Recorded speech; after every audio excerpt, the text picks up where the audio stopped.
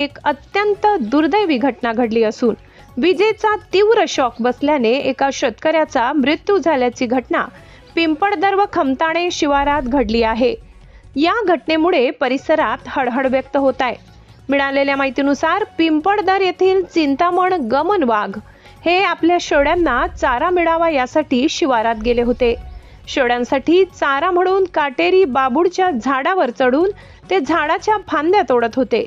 त्याचवेळी झाडाच्या फांद्यांवरून गेलेल्या 33 kV मेन वीज वाहिनीला स्पर्श झाल्याने अचानक विजेचा जोरदार प्रवाह झाडामध्ये उतरला।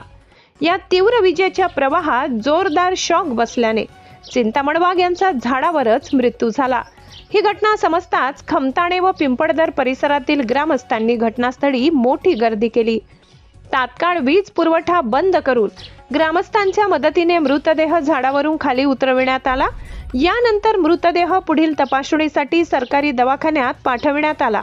या दुर्दैवी घटनेमुळे पिंपळदर व खमताणे परिसरात शोककळा पसरली असून ग्रामस्थांकडून हळहळ व्यक्त करण्यात येत आहे। महाराष्ट्र क्रांती न्यूज साठी वृत्त संकलन विभाग सटाणा।